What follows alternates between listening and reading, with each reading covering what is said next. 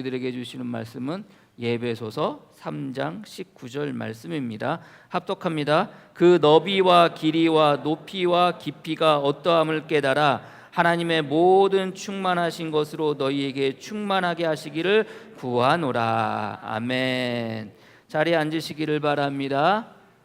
신앙의 경지라는 제목으로 말씀 나누도록 하겠습니다. 우리가 지난주에 그리스도의 사랑에 관하여 나누었습니다. 여러분들, 성도는 그리스도의 사랑을 알아가야 되고 알아가야 된다고 그랬습니다. 안다는 것은 단순히 지식으로 아는 것으로 끝나는 것이 아니라 경험을 통해서, 체험을 통해서 깊이 아는 것이 아는 거라고 말씀드렸잖아요. 그래서 성경에서의 안다는 단어는 굉장히 깊은 체험을 통해서, 경험을 통해서 알아질 때 안다라는 표현을, 그 단어를 쓴다고 지난주에 같이 말씀을 나눴습니다. 그러기에 저와 여러분들은 성도로서 이 땅 가운데 살아갈 때 그 그리스도의 사랑을 더욱더 알아야 되고 알아가야 한다는 겁니다. 그런데도 놀라운 것은 우리가 알면 알수록 그 사랑을 우리가 알 수가 있습니까? 물론 사랑을 안다는 게 알면 알수록 그 사랑의 깊이와 높이와 넓이와 길이를 우리는 알 수 없다는 겁니다. 광대하시고 너무나도 넓으셔서 우리가 그 사랑을 알면 알수록 그 사랑을 우리가 알아가지 못한다는 거죠. 그래서 우리는 뭐 해야 된다는 겁니까? 우리 성도는 매 순간순간 그 그리스도의 사랑을 알기 위해서 이 땅 가운데 살아야 될 것이고, 이 땅 가운데 살면서 그렇게 노력해야 한다는 겁니다. 그래서 저나 여러분이나 살아가면서 그리스도의 사랑을 알아감에 있어서 물론 그 깊이와 길이와 넓이와 길이를 우리가 헤아리기는 어렵지만, 그럼에도 불구하고 여러분들 더욱더 그 그리스도의 사랑을 알아가실 수 있는, 그리고 알아가는 저와 여러분이 되어지기를 주님의 이름으로 간절히 축복합니다. 더불어 이제 오늘 본문의 말씀을 통해서 그 바울이 두 번째 기도를 하고 있다고 그랬잖아요. 첫 번째 기도가 뭡니까? 우리의 속사람이 강건해지기를 원한다는 것이고, 두 번째 기도는 뭡니까? 우리 안에 그리스도 계시기를 원한다는 것이고, 세 번째 기도는 뭡니까? 그리스도의 사랑을 알기를 원한다는 거예요. 네 번째 기도는 뭡니까? 이제 오늘 본문의 말씀이 네 번째 기도입니다. 우리가 그 바울의 두 번째 기도에 대해서 이야기하면서 여러분들, 제가 운악산 이야기했잖아요. 운악산 밑에서부터 올라가면 첫 번째 쉬는 자리가 그 무지치 폭포 전망대고, 두 번째 쉬는 자리가 그 성터예요. 성터. 그러니까 이제 무지치 폭포하고 신선대하고 그 이제 약수트로 넘어가는 그 사거리에서 두 번째 쉬고, 세 번째 쉬는 자리가 어디냐면은 이제 조금 더 올라가다 보면은 이제 궁의 옛터가 나오거든요. 옛 궁터가 나옵니다. 궁터에서 쉬고 이제 한 번 또 이제 쭉 가다가 또 한 번 쉬고 쭉 올라가는데, 뭐 운악산에 올라가면 봉우리가 두 개라고 그랬잖아요.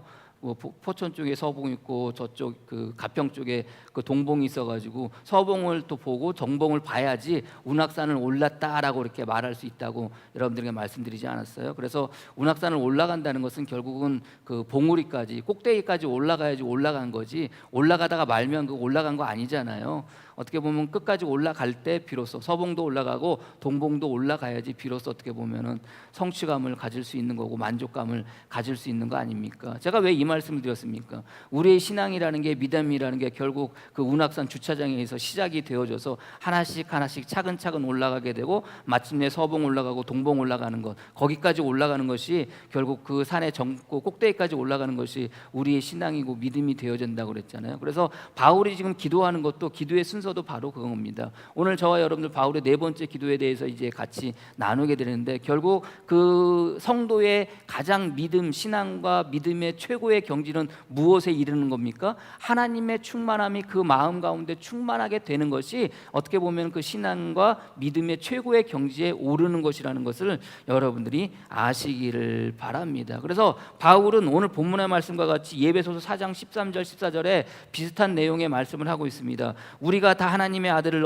믿는 것과 아는 일에 하나가 되어 온전한 사랑을 이루어 그리스도의 장성한 분량이 충만한 데까지 이르리니. 그러니까 결국 우리의 신앙과 믿음이라는 것은 결국 어디에까지, 산 꼭대기까지, 어디에까지? 그리스도의 장성한 분량에까지 장성한 분량이 충만하는 데까지 이르는 것이 우리의 신앙과 믿음이 되어져야 되는 거예요. 거기까지 이르는 것이 어떻게 보면 믿음과 신앙의 최고의 경지에 이르는 겁니다. 바울은 왜 이렇게 기도한다고 그랬습니까? 자기들이 가지고 있는 현안의 문제, 그리고 자기들이 가지고 있는 형편이나 이런 거에 놓고 기도하는 것이 아니라 오히려 속사람이 강건해지고 우리 안에 그리스도가 계시고 그리스도의 사랑을 알고 그리고 하나님의 충만함이, 그 충만함이 우리의 충만함이 되기를 원하는 것은 결국 뭐예요? 그렇게 왜 기도한다고 그랬어요? 그렇게 기도하고 그런 신앙과 그런 믿음의 경지에 이르게 되면 우리가 가지는, 우리의 삶에 가지는 우리의 어려움과 힘겨움과 고통과 환난한 거는 더 이상 우리를 힘들게 하거나 어렵게 하지 않는다는 거예요. 그래서 바울이 그 예배소서 4장에서 말씀하셨듯이 13장 14절에서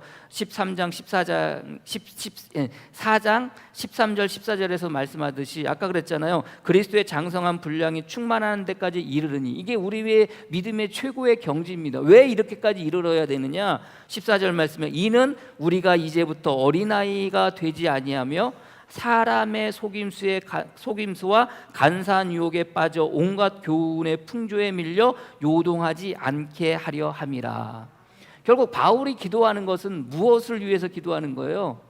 사람들의 속임수지 넘어가지 않고 간사한 유혹에 빠지지 않고 세상의 교훈에 그리고 세상의 풍조에 흔들리지 않고 요동하지 않고 그냥 살기를 원하는 마음으로 지금 바울이 이 두 번째 기도의 제목들을 주님 앞에 올려드리며 예배소 교인을 위해서 지금 기도하고 있다는 거예요. 저나 여러분이나 기도할 때 물론 우리가 가지고 있는 삶의 현안의 문제를 물론 기도할 수 있겠지만 그 무엇보다도 가장 기본이 되는, 기초가 되는 그 현안의 문제 속에서도 흔들리지 아니하는 우리의 신앙과 믿음이 되기 위해서는 무엇이, 바울이 기도하는 이 두 번째 기도의 내용들이 우리의 기도의 내용이 되어지기를 주님의 이름으로 간절히 축복합니다. 말씀드렸듯이 결국 그리스도의 장성한 분량에 그 이르는 그 믿음과 그 신앙으로 말미암아 우리는 무엇을 할 수가 있어요? 사람들의 속임수를 이겨낼 수도 있고 세상의 온갖 유혹을 이겨낼 수도 있고 세상의 풍조에 흔들리지 않고 우리가 나가 설 수 있다는 겁니다. 이것이 우리의 신앙과 우리의 믿음이 되어져야 되는 것이고, 바울은 그것을 놓고 기도할 때 우리의 신앙과 믿음의 가장 최고의 경지를 이야기할 때 하나님의 충만함이 우리 안에 충만하기를 원한다고 오늘 성경은 이야기하고 있다는 겁니다. 충만하다는 거예요. 여러분들 그러면 하나님의 충만함이라는 게 도대체 무엇일까요? 여러분들 하나님의 충만함, 뭐 쉬운 말로 생각해서요, 여러분들 하나님의 충만함이라는 것은 하나님의 속성이 우리 안에 충만하게 되는 것이 하나님의 충만함입니다. 그러니까 하나님의 충만함이라는 것은 곧 하나님의 속성을 말하는 거예요. 어려운 말이긴 한데 아무튼 여러분들 하나님의 속성에서도 이게 공유할 수 있느냐 공유할 수 없느냐, 우리 안에 하나님의 충만함이 가득하다고 그렇게 이야기한다면 하나님의 충만함은 하나님의 속성은 우리가 가져야 되는 거 아닙니까? 우리 안에 있는 거 아닙니까? 근데 그 하나님의 속성이라는 것은 우리가 공유할 수 있는 게 있고 공유하지 못하는 게 있어요. 네이버 사전을 여러분들이 찾아보면 이제 나와요. 하나님의 속성 하면은 비공유적 속성, 공유적 속성이라고 이렇게 나와요. 좀 어려운 말이긴 하지만 신학적인 용어이긴 하지만 비공유적 속성이라는 게 하나님의 속성, 하나님의 성품이긴 한데 우리가 그것을 가질 수 없다는 거예요. 우리가 공유할 수 없다는 거예요. 그런 것들이 뭐가 있겠습니까? 뭐 여러 가지 것들이 있는데 뭐 하나님의 영원성인 거예요. 하나님은 영원하신 거예요. 하나님의 영원성을 우리가 공유할 수가 없어요. 하나님의 불변성, 하나님은 변하지 않으세요. 하나님은 처음과 나중에 항상 똑같으신 분이에요. 그 불변한 것이 우리가 공유할 수가 없어요. 더불어 하나님의 편재성, 하나님의 편재성이라는 게 아무 곳에나 계시다는 거예요.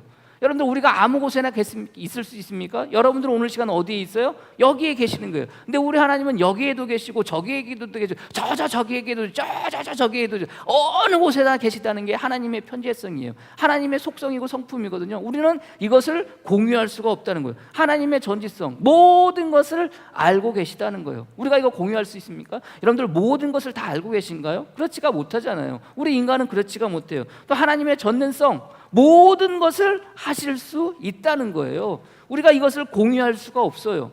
그럼에도 불구하고 또 하나님의 절대적인 신성함, 이거 우리가 공유할 수 있어요? 공유할 수 없어요. 그러나 하나님의 성품 가운데 우리가 공유할 수 있는 것들이 있어요. 그 가운데 하나가 여러분들 뭡니까? 거룩함이에요. 하나님의 거룩함, 내가 거룩하니 너희도 곧 거룩하라고 하셨던 그 거룩함, 우리가 공유할 수 있는 거예요. 하나님의 의 우리가 공유할 수 있어요. 하나님의 정의 우리가 공유할 수 있어요. 하나님의 공의로움 우리가 공유할 수 있어요. 하나님의 사랑 우리가 공유할 수 있어요. 하나님의 용서하심 우리가 공유할 수 있어요. 그러니까 하나님의 성품을 우리가 공유할 수 없는 것과 반대로 공유할 수 있는 것들이 있다는 거죠. 그게 또 하나님의 속성의 공유의 속성이에요. 그러니까 어떻게 보면 어려운 말이기도 하지만 중요한 것은 그 하나님의 성품을 우리 마음 가운데 가득 차게 되기를 원한다는 것이 그 바울의 네 번째 기도예요. 특별히 하나님과 공유할 수 있는 것 가운데 우리가 여러분들이 너무나도 잘 알고 있는 그 공유할 수 있는 성품이 무엇입니까? 그것이 성령의 9가지 열매가 우리가 공유할 수 있는 하나님의 성품인 거예요. 갈라디아서 5장 22절 23절 오직 성령의 열매는 사랑과 희락과 화평과 오래 참음과 자비와 양성과 충성과 온유와 절제니라고 이렇게 되어져 있어요. 이게 하나님의 성품과 동시에 동일하게 우리가 그 성품을 공유할 수 있어요. 공유할 수 있다는 건 뭐예요? 가질 수 있다는 거예요. 여러분들 마음 가운데 하나님의 그 공유적인 그 속성, 하나님의 공유적인 그 성품을 여러분들 안에 가득 차고 넘치기를 주님의 이름으로 간절히 축복합니다. 이렇게 가득하게 되어져야 되는 거예요. 충만하게 되어져야 되는 거예요. 그리고 결국은 뭡니까? 하나님의 충만함이 우리 안에 충만하다는 것은 곧 하나님의 성품이 우리 안에 가득 차게 되는 것, 이게 믿음과 신앙의 최고의 경지에 오르는 거예요. 그래서 바울은 점차적으로 조금씩 하나씩 그 기도를 하면서 첫 번째, 두 번째, 세 번째, 네 번째 기도를 하면서 최고의 믿음의 경지에 대해서 지금 기도하고 있다는 것을 여러분들이 아시기를 바랍니다. 그런 의미에서 여러분 마음 가운데 하나님의 속성, 하나님의 성품, 그 하나님의 충만함이 여러분 마음 가운데 충만하기를 주님의 이름으로 간절히 축복합니다. 왜 이렇게 되기를 원한다고 그랬어요? 예배소서 4장 14절 말씀 아까 읽어드렸죠. 이는 우리가 이제부터 어린아이가 되지 아니하며 사람의 속임수와 간사한 유혹에 빠져 온갖 교훈의 풍조에 밀려 요동하지 않게 하려 함이라. 그렇게 하기를 원한다는 거예요. 어떠한 것을 흔들리지 않고 그저 믿음으로 신앙으로 그 마음 가운데 하나님의 충만한 그 충만을 가지고 살기를 원한다는 거예요. 그러면은 세상에 어떠한 것도 그 성도를 흔들 수가 없어요. 세상에 어떠한 환경도 형편도 어려움도 고난도 환난도 그를 흔들 수가 없다는 거예요. 그래서 바울은 그것을 놓고 지금 기도하고 있다는 것을 여러분들이 아시기를 바랍니다. 그러면 그 하나님의 성품, 하나님의 충만함이 내 안에 충만하게 되려면 어떻게 해야 될까요? 여러분들 교회를 열심히 다닌다고 하나님의 충만함이, 하나님의 성품이 여러분 안에 충만하게 되나요? 여러분들 교회를 오래 다녔다고 해서 여러분들 그 하나님의 충만함이 여러분 안에 충만하게 되나요? 하나님의 성품이 여러분 안에 가득 차게 되나요? 헌금을 많이 했다고 그래가지고 여러분들 하나님의 그 성품이 여러분 안에 충만합니까? 교회를 열심히 하고 교회 봉사를 많이 했다고 그래서 여러분들 그 하나님의 충만함이, 하나님의 성품이 여러분 안에 가득 차게 되겠습니까? 우리는 흔히 그렇게 생각할 때가 많이 있어요. 그러나 분명한 것은 그 최고의 경지에 이르기까지의 과정을 바울이 기도로 이야기하고 있어요. 첫 번째 기도, 두 번째 기도, 세 번째 기도, 네 번째 최고의 믿음과 신앙의 경지에 이르기까지의 과정이 그 첫 번째, 두 번째, 세 번째 그 과정을 거쳐서 비로소 최고의 경지에 이르게 되는 거예요. 하나님의 충만함이 마음 가운데 충만하게 되어지는 거예요. 그게 뭡니까? 속사람이 강건하게 되어지고, 두 번째 그리스도가 우리 안에 계시고, 그리고 우리가 그리스도의 사랑을 알아갈 때 비로소 우리는 하나님의 성품이, 하나님의 속성이 우리 마음 가운데 가득 차게 되어진다는 거예요. 결국 뭡니까 여러분들? 하나님이 그리스도가 우리 안에 계심을 통해서 그 사랑을 알아갈 때, 알 때 우리는 비로소 하나님의 성품이 우리 안에 가득 차게 되는 거예요. 이미 바울은 골로새서 감옥에서 여러분들 있을 때 그 쓴 편지 가운데 하나가 에베소서하고 비슷한 내용의 편지가 뭐라고 그랬어요? 골로새서라고 그랬잖아요. 골로새서 여러분들 보면은 내용이 에베소서랑 비슷하다고 그랬잖아요. 그러니까 오늘 충만한 거에 대해서 골로새서에도 비슷한 내용을 이야기하고 있습니다. 골로새서 1장 15절 이하에 그는 보이지 아니하는 하나님의 형상이시요 모든 피조물보다 먼저 나신 이시니, 이게 누구를 말씀하시는 거예요? 예수 그리스도를 말씀하시는 거예요. 만물이 그에게서 창조되되 하늘과 땅에서 보이는 것들과 보이지 않는 것들과 혹은 왕권들이나 주권들이나 통치자들이나 권세들이나 만물이 다 그로 말미암아 그를 위하여 창조되었고 그가 누구입니까? 예수 그리스도예요. 또한 그가 만물보다 먼저 계시고 만물이 그 안에 함께 섰느니라. 그가 누구예요? 예수 그리스도예요. 그는 몸인 교회의 머리시라. 그가 근본이시요 죽은 자들 가운데서 먼저 나시니시라. 이는 친히 만물의 으뜸이 되려 하심이요. 그가 누구입니까? 예수 그리스도예요. 여기까지 잘 따라오셨어요? 골로새서 1장 18절 말씀에 이렇게 말씀하세요. 아버지께서는 모든 충만으로 예수 안에 거하게 하시고. 그러니까 아버지의 모든 충만이 어디 안에 있는 거예요? 예수님 안에 계시는 거예요. 자, 그럼 여러분들 이제 조금씩 유추해 드릴 수가 있죠. 우리가 충만하게 하나님의 충만을 우리가 내 마음 가운데 충만하게 되어지는 과정이 지금 어떤 건지. 자, 하나님의 충만함, 아버지의 충만함이 지금 어디 안에 계시는 거예요? 예수 그리스도 안에 계시는 거예요. 그러면 우리가 그 하나님의 충만함을 우리가 충만하게 가지려면 결국 어떻게 되는 거예요? 예수 그리스도가 어디 안에? 여러분 안에 계시면 되는 거예요. 그래서 바울이 우리의 속사람이 강건해지고 예수 그리스도가 너희 안에 계시기를 원하고 예수 그리스도의 사랑을 알기를 원한다는 거예요. 그리고 마지막 네 번째 최고의 경지로 하나님의 충만함이 너희 안에 충만하게 되기를 원한다는 거예요. 결국 우리가 하나님의 충만함을 우리 안에 가득 차게 하기 위해서, 충만하게 하기 위해서는 우리가 해야 될 일이 있다면 뭐예요? 우리 안에 누가 계시는 거예요? 예수 그리스도가 계시는 거예요. 하나님 아버지의 충만한 그 모든 것을 충만하게 가지신 예수 그리스도가 우리 안에 계실 때 우리는 비로소 뭐 할 수 있는 거예요? 하나님의 충만함이 우리 안에 충만하게 되는 거예요. 그래서 골로새서 2장 9절 10절에 바울이 또 이렇게 이야기합니다. 그 안에는 신성의 모든 충만이 육체로 거하시고. 누구 안에? 그리스도 예수 안에. 너희도 그 안에서 충만하여졌으니 그는 모든 통치자의 권세와 머리로다. 누구를 통해서 충만해졌다는 거예요? 예수 그리스도를 통해서 하나님 아버지의 충만이 누구 안에? 저와 여러분 안에 있음을 여러분들이 믿으시기를 바랍니다. 그래서요, 우리가 이미 믿는 그 순간 저와 여러분들은 누가 우리 안에 계시다고 그랬어요? 예수 그리스도가 계시다고 그랬어요. 저와 여러분들이 이미 예수 그리스도를 믿는 그 순간 예수 그리스도가 우리 안에 계심을 통해서 우리는 어떻게 되어지는 거예요? 하나님의 충만함, 하나님의 그 속성과 하나님의 성품이 우리 안에 가득하게 되어지는 거예요. 이게 성도의 모습이고 성도의 믿음과 신앙의 최고의 경지라는 것을 여러분들이 아시기를 바랍니다. 주님께서도 요한복음 1장 14절 이하에 말씀이 육신이 되어 우리 가운데 거하심에 우리가 그의 영광을 보더니 하나님의 독생자의 영광이요 은혜와 진리가 충만하더라. 누구에게? 예수 그리스도에게 하나님 독생자의 영광이요 은혜와 진리가 충만하더라. 이렇게 이야기하고 있어요. 그러면서 그 요한복음 1장 15절 16절 말씀에 요한이 그에 대하여 증언하여 외쳐 이르되 내가 전에 말하기를 내 뒤에 오시는 이가 누구예요? 예수 그리스도가 나보다 앞선 것을 나보다 먼저 계심이라 한 것이 이 사람을 가리킴이라 하니라. 우리가 다 그의 충만한 데서 받으니 은혜 위에 은혜더라. 결국 우리가 하나님의 충만함으로 충만하게 되어지는 것은 누구로 말미암아? 예수 그리스도로 말미암아. 예수 그리스도의 그 충만함으로 말미암아 그 예수 그리스도가 우리 안에 오실 때, 우리 안에 계실 때 우리도 또한 하나님의 충만함으로 우리가 하나님의 성품으로 우리가 충만하게 되어져서 살게 되어진다는 거예요. 그래서 이미 바울은 에베소서에서 이미 말했어요. 에베소서 1장 23절 말씀에 교회는 그의 몸이니 만물 안에서 만물을 충만하게 하시는 이의 충만함이니라. 그러니까 우리가 예수님을 믿는 그 순간 예수님이 우리 안에 오시고 우리 안에 계셔서 하나님의 아버지의 충만함이 예수 그리스도 안에 계셔서 그 예수 그리스도가 우리 안에 계심을 통해서 하나님의 충만함을 그 성품을 우리가 가득하게 되어진 것이고, 그런 사람 한 사람 한 사람 한 사람이 모인 이 교회에도 어떻게 되는 거예요? 하나님의 충만함이 이미 가득 차 있다는 거예요.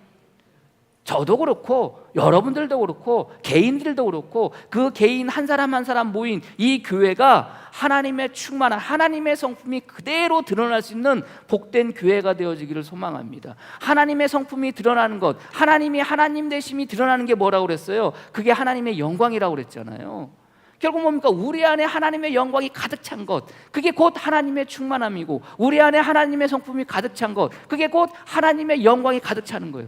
교회가 하나님의 영광으로 가득 찬다는 것은 그 교회가 하나님이 하나님 되신과 더불어 하나님의 성품이 한없이 뭐 하는 거예요? 가득 차고 넘치게 되는 게 곧 교회의 모습이 되어져야 한다는 거예요. 저나 여러분이나 이 교회가, 이 화해원교회가 하나님이 하나님 되시고 하나님의 성품이 그대로 차고 넘칠 수 있는 복된 재단이 되어지기를 주님의 이름으로 간절히 축복합니다. 말씀드렸지만 예수 그리스도가 우리 안에 계시는 것을 통해서 하나님의 충만함을 우리가 충만하게 가질 수 있다고 그랬잖아요. 그래서 성경에 이 충만이라는 단어는요, 어느 때 많이 쓰여지느냐, 특별히 이 단어가 쓰여지는 곳에 하나님의 영광이 가득하다는 말을 사용할 때 이 충만이라는 단어를 써요. 이 충만이라는 단어의 의미는 채우다, 성취하다, 완성하다, 가득하다라는 의미예요. 근데 이 단어가 성경에, 특별히 구약의 성경에 어느 곳에 쓰여져요? 모세가 여러분들 무엇을 만듭니까? 성막을 만들고 난 다음에, 성막을 만들고 나서 그 성막을 이야기하는데 출애굽기 40장 34절 말씀에 구름이 회막에 덮이고 여호와의 영광이 성막에 충만하매, 이렇게 이야기하고 있어요. 가득 찼다는 거예요. 이루었다는 거예요. 모세가 회막에 들어갈 수 없으니 이는 구름이 회막 위에 덮이고 여호와의 영광이 성막에 충만함이었으며, 라고 이렇게 되어져 있어요. 결국 뭡니까? 충만이란 단어는 어떤 단어하고 이렇게 결부가 되어지는 거예요? 하나님의 임재하심과 결부가 되어지는 거예요. 주 예수 그리스도의 임재하심과 결부가 되어지는 거예요. 자, 성막을 만들고 난 다음에 그 충만이라는 단어가 그렇게 쓰여졌다고 그랬잖아요. 그럼 여러분들 또 무엇을 만들고 난 다음에 이 단어가 쓰여졌겠어요? 솔로몬이 성전을 만들고 난 다음에 이 단어가 쓰여지지 않았겠어요? 열왕기상 8장 10절 11절 말씀에 제사장이 성소에서 나올 때 구름이 여호와의 성전에 가득하매, 이 가득이라는 단어가 충만이라는 단어예요. 제사장이 그 구름으로 말미암아 능히 서서 섬기지 못하였으니 이는 여호와의 영광이 여호와의 성전에 가득함이더라. 여러분들 아까 모세가 성막을 만들고 난 다음에 그 말씀하고 비슷하죠? 예? 모세가 감히 거기 들어갈 수가 없어. 왜? 하나님의 영광이 가득 차 있으니까. 예? 마찬가지예요. 제사장이 여러분들 성전을 건축하고, 솔로몬이 성전을 건축하고 제사장이 그 안에 들어가야 되는데 들어갈 수가 없는 거예요. 왜요? 하나님의 영광이 가득함에. 가득이라는 단어가, 충만이라는 단어가 무엇하고 여러분들 결부된다고 그랬어요? 임재. 누구의 임재? 하나님 여호와, 하나님의 임재, 예수 그리스도의 임재와 결부되는 단어라는 거예요. 여러분들 특별히 근데 중요한 것은 이 성막이라는, 이 충만이라는 이 단어가 쓰여지는 곳을 보는데요, 이 충만이라는 단어가, 가득하다는 이 단어가 참 재밌게 쓰여지는 곳들이 있어요. 제가 말씀드렸잖아요. 하나님의 충만함이라는 게 곧 뭐라고 그랬어요? 하나님의 성품과 하나님의 속성이라고 그랬잖아요. 예? 그래서 이 단어가 쓰여진 구약의 그 구절들을 쭉 찾아보니까 여러분들 놀랍게도 신명기 1장 35절 36절 말씀에 이 악한 세대를 사람 중에는 내가 그들을 조상에게 주기로 맹세한 좋은 땅을 볼 자가 하나도 없으리라. 이제 갈렙과 여호수아에 대한 이야기를 하는 거예요. 오직 여분네의 아들 갈렙은 온전히 여호와께 순종하였은즉 그는 그것을 볼 것이요 그가 밟은 땅은 내가 그와 그의 자손에게 주리라 하시고, 여기에 충만이라는 단어가 쓰여졌어요. 어떤 단어가 충만이라는 단어일까요? 어떤 단어가? 오직 여분네의 아들 갈렙은 온전히 여호와께 순종하였은즉 그는 그것을 볼 것이요 그가 밟은 땅을 내가 그와 그의 자손에게 주리라 하시고, 여기서 충만이라는 단어가 어떤 단어일까요? 순종하였은즉 이라는 단어가 충만이라는 단어예요. 하나님의 충만이라는 것은 우리가 그 하나님의 성품을 이야기할 때 무엇을 말할 수 있어요? 순종이라는 거예요. 순종을 말할 수 있어요. 또 여호수아에 대한 순종을 이야기할 수도 있어요. 민수기 2장 1절 3절 말씀에 또 다른 단어로 사용이 되어지는데 이렇게 사용이 되어집니다. 여호와께서 시내산에서 모세와 말씀하실 때 아론과 모세가 낳은 자는 이러하니라. 아론의 아들들의 이름은 이러하니 장자는 나답이요 다음은 아비우와 엘르아살과 이다말이니 이는 아론의 아들들의 이름이며 그들은 기름을 부음을 받고 거룩하게 구별되어 제사장 직분을 위임받은 제사장들이라. 여기서 충만이라는 단어가 쓰여졌어요. 어떤 단어일까요? 거룩하게 구별되어. 이 단어가 충만이라는 단어예요. 아니 전혀 상관없는 거 아닙니까? 근데 놀랍게도 거룩하게 구별되어라는 단어가 충만이라는 단어예요. 민수기 32장 1절 11절 12절에 애굽에서 나온 자들이 20세 이상으로는 한 사람도 내가 아브라함과 이삭과 야곱에게 맹세한 땅을 결코 보지 못하리니 이는 그들이 나를 온전히 따르지 아니하였음이니라. 그러나 그나스 사람 여분네 아들 갈렙과 눈의 아들 여호수아는 여호와를 온전히 따랐으니라 하시고, 여기서도 충만이라는 단어가 쓰여졌어요. 어떤 단어일까요? 온전히 따랐으니라는 단어가 충만이라는 단어예요. 또 있어요, 여러분들. 여호수아 14장 19절 말씀에 그날에 모세가 맹사에 이르되 내가 내 하나님 여호와께 충성하였은즉 내 발로 밟는 땅은 영원히 너와 내 자손의 기업이 되리라 하였나이다. 여기서 충만이라는 단어가 또 어떤 단어겠어요? 충성하였은즉, 이 단어가 충만이라는 단어예요. 번역이 우리 단어로 여러분들, 우리나라로 충성이라는 말로, 순종이라는 말로, 온전히 따랐으니라는 말로, 이런 말로 여러분들 바뀌어서 이렇게 번역하긴 했지만 히브리 단어로는 여러분들 충만이라는 단어가 그렇게 쓰여진 거예요. 어떻게 보면은 이 하나님의 충만함이나 이 충만이라는 단어, 하나님의 임재하심을 통해서 결국 그 임재를 통해서 우리가 그 속성을, 우리가 그 성품을 우리가 갖게 되면 우리는 어떻게 되는 거예요? 순종하면서 살아가는 거예요. 온전히 따르면서 살아가는 거예요. 거룩하게 구별되어져서 살아가는 거예요. 그러니까 단순히 우리 안에 예수 그리스도 계신 것으로, 이것으로 끝나는 것이 아니라 예수 그리스도가 우리 안에 계심을 통해서 우리는 그 충만함이 우리를 통해서 뭐 하게 되는 거예요? 나타나고 드러나게 되는데, 그 나타나고 드러나게 되는 것이 뭐 다른 것도 많겠지만, 뭐 성령의 9가지 열매도 있겠지만, 단어들을 이야기할 때는 그것이 뭐예요?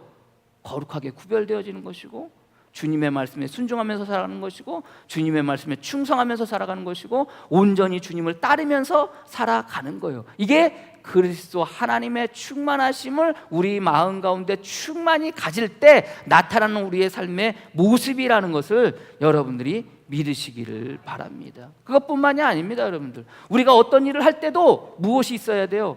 하나님의 충만하심이 우리 안에 가득 차고 넘쳐야 돼요. 주님께서 여러분들 그 모세에게 여러분들 성막을 지으라고 그래요. 성막을 지을 때 여러분들, 성막을 짓는 일이 여러분들 그냥 짓는 일이 아니에요.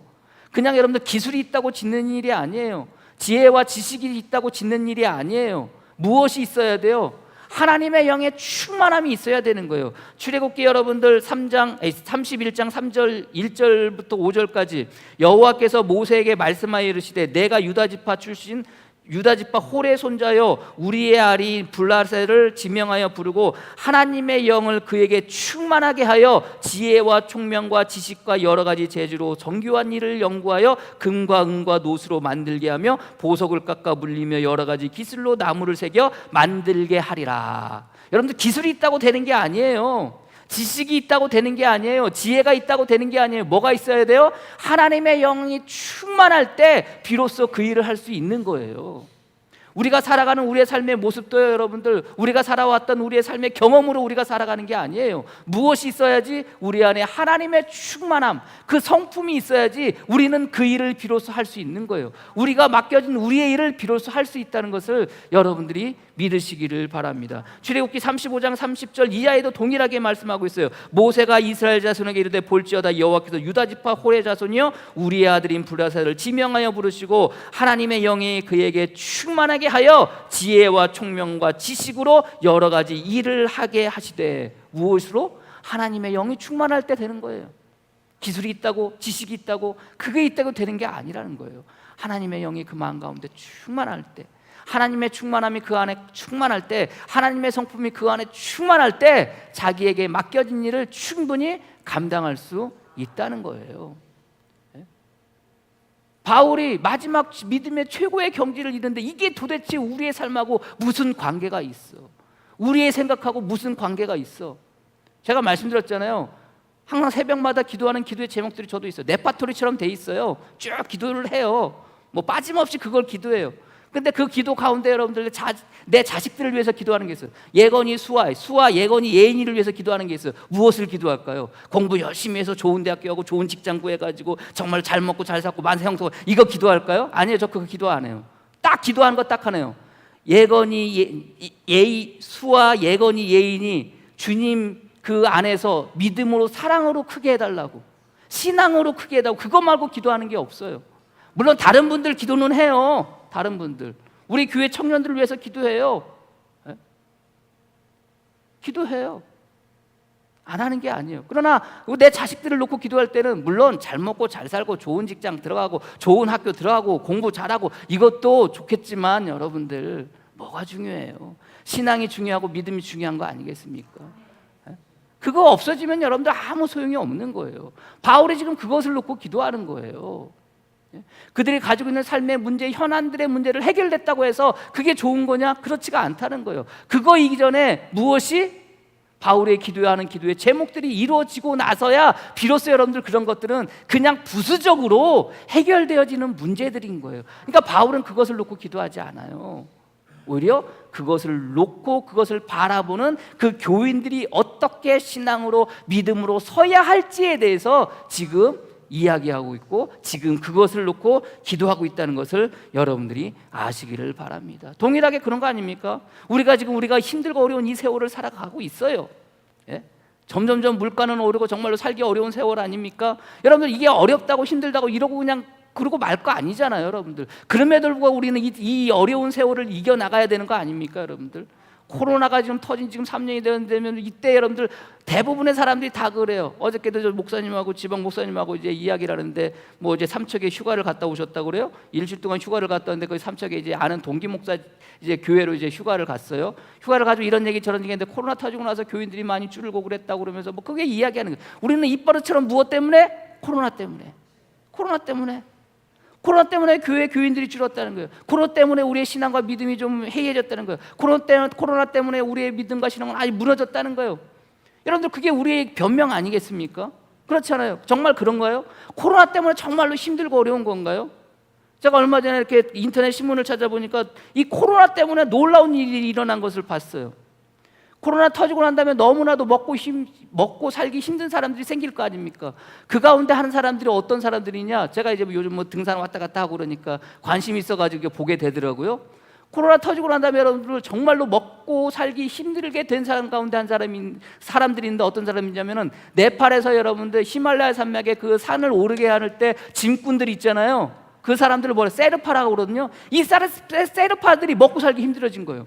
왜냐하면 등반을 와야지, 사람들이 와야지 그 에베레스트 높은 산들을 봉우리를 여러분들 올라가가지고 그 짐을 들어줘야지 여러분들 먹고 살 수 있게 돈을 받고 먹고 살 수 있는 거 아닙니까? 코로나 터지고 나서 여러분들 국경이 막히고 비행기길이 끊어지고 배길이 끊어지고 사람들이 오지도 않고 여러분들 후원들도 되지도 않고 그러니까 여러분들 등반하는 사람들이 없는 거예요.